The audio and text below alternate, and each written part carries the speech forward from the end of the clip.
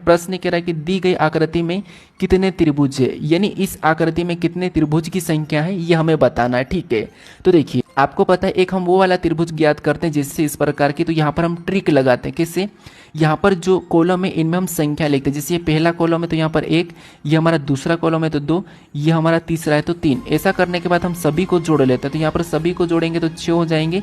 मतलब इस आकृति में कितने 6 त्रिभुज है। ठीक है, यदि इसी में आपको कुछ ऐसा हिस्सा मिले तो फिर भी हम क्या करते हैं, यहाँ पर कॉलम में लिखते हैं 1 और यहाँ पर 2 और इनको भी जोड़ लेते हैं तो यहाँ पर 3 हो रहा, और इस 3 को इस 6 के साथ जोड़ते तो फिर इसमें कितने हो जाते हैं, 9 हो जाते हैं। ठीक है, तो ये तरीका आपको पता होगा, लेकिन यहाँ पर ऐसी आकृति नहीं दिखाई दे रही, तो यहाँ पर हम क्या करेंगे, डायरेक्ट गिनेंगे। यहाँ पर हमें ट्रिक लगाने की जरूरत नहीं है। ठीक है, बाकी ऐसे मिले तो आपको ये वाली ट्रिक लगाना है। ठीक है, तो यहाँ पर देखिए अगर हम सिंगल में गिनेंगे तो एक हमें यहाँ से 1 दिखाई दे रहा है, दूसरा हमें यहाँ से दिखाई दे रहा है, तीसरा हमारा ये दिखाई दे रहा है, चौथा हमारा ये दिखाई दे रहा है, ये हमारा 5वां, ये हमारा 6ठा और ये हमारा 7वां। 7 हमें यहाँ पर सिंगल दिखाई दे रहे हैं आसानी से।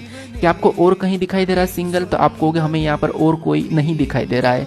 और अगर आपको 2 एक साथ बनता हुआ दिखाई दे रहा है तो 2 के साथ भी हमें कोई बनता हुआ नहीं दिखाई दे रहा है। यहाँ पर हमें केवल सिंगल ही है इस आकृति में, तो सिंगल कितने 7 है, तो 7 ऑप्शन नंबर सी में दिया है, तो ऑप्शन नंबर सी हमारा इस प्रश्न का सही जवाब हो जाएगा। ठीक है।